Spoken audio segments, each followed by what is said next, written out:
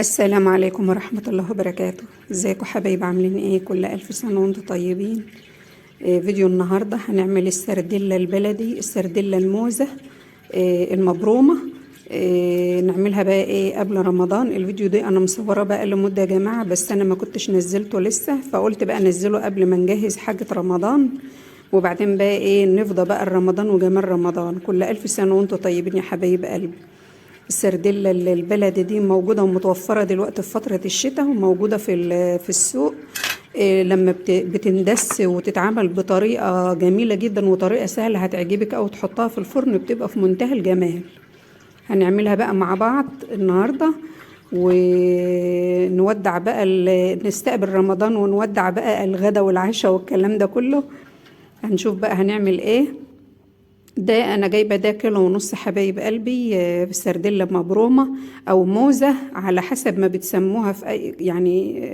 كل مكان وليه طريقته في تسميه الحاجات دي.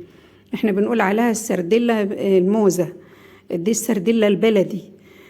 انا بعملها هنا بقى حبايب قلبي، بتعامل معاها كانها ايه سمك، وانا بحطها في الفرن. هي في ناس بتقليها، بس الافضل ان انت تحطها في الفرن، تدسها في الفرن بتبقى جميله قوي. انا عندي هنا الخضار بتاعي، عندي كزبره وبصل وتوم وليمون وفلفل اخضر، وعندي حبتين طماطم. ممكن بقى ايه تحط لها بطاطس زي ما انا هعمل كده، وممكن تستغنى عن البطاطس. انا بحب احط لها ايه شويه بطاطس في ارضيه الصينيه كده. بتبقى بقى ايه بتبقى جميله قوي. بنغمس من البطاطس دي، وبتشرب من اللي بينزل من السردله، بتبقى جميله جدا.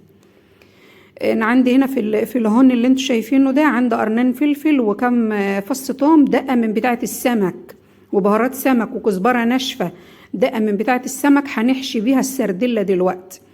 طيب احنا دلوقتي بنعمل ايه؟ بنجهز بقى الفرشه بتاعه السردله، اللي هي بقى ايه عباره عن ايه. حزمه كزبره خرطتها، تغسليها كويس طبعا وتخرطيها، وخرطت قرنين فلفل وبصلتين كبار، وجهزت بقى الفرشه ديت في الصينيه اللي انتوا شايفينها دي. تمام. انا هنا كنت غيرت الصينيه، لان الصينيه المربعه ديت كانت ايه لقيتها هتبقى ضيقه على مش هتاخد السردله ولا هتاخد الفرشه بتاعتها. الخلطه بقى دي الجميله دي بقى خلطه روعه جميله جدا. دي بقى بطاطس وكزبره وبصل وفصين توم وقرنين فلفل، كله بقى ده كله بتخرطيه، وتحط بقى رشه ملح ورشه كزبره ورشه فلفل اسود، تطعم بقى البطاطس دي ورشه كمون. كل ده بقى ايه بتقلبيه بقى في بعضه كده، ونركنه بقى على جنب لحد ما ايه ما نجهز بقى السردله، ونبدا بقى ايه نرصها في الصينيه. السردله بقى طبعا اللي بتتغسل بقى كويس، بتفتحيها وتغسلها كويس، وتغسليها بقى بدقيق، وتنضفيها وتخليها زي الفل، وتحطها بقى في مصفى علشان تنزل بقى ميتها. تمام.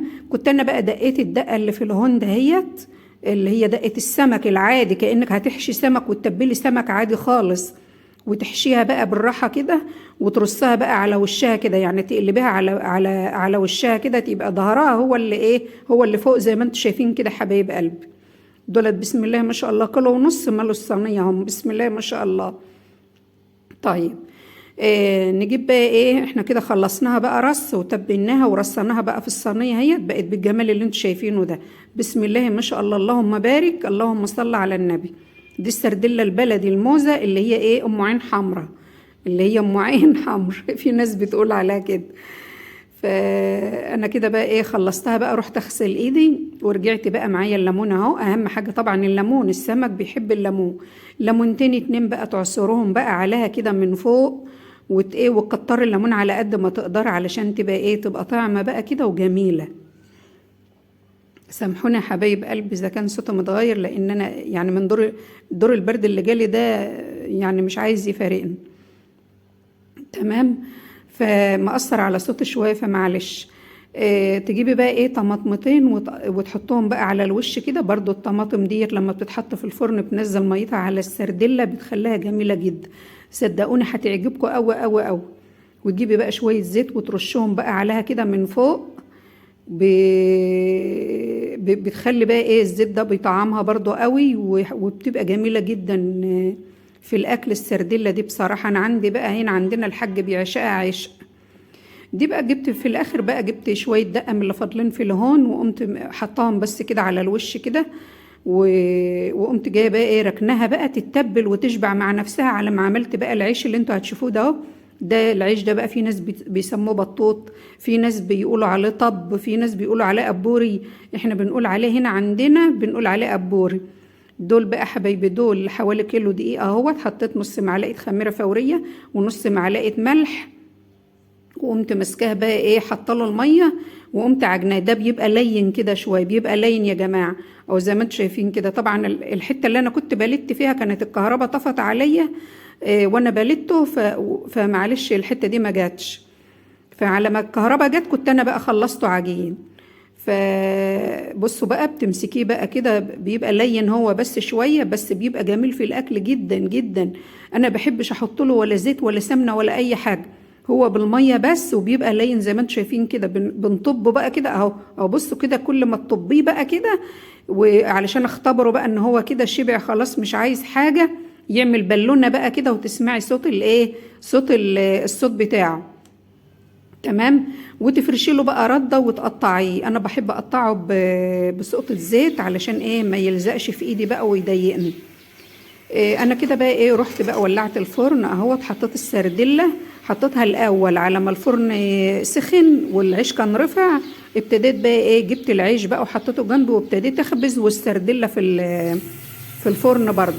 لما استوت قمت شايلاها بقى وقمت ايه مطلعاها ومسحت الفرن، وفضيت بقى للايه للعيش الابوري بتاعنا. بصوا العيش بقى وجماله، اللهم صل على النبي. شوفوا بقى ايه عمال يقب بقى في الفرن، وبسم الله ما شاء الله زي الفل. وكنت انا اللي بصور لنفسي طبعا زي العاده، ما فيش حد بيساعدني، وربنا يعيني بس على اللي انا فيه يا رب.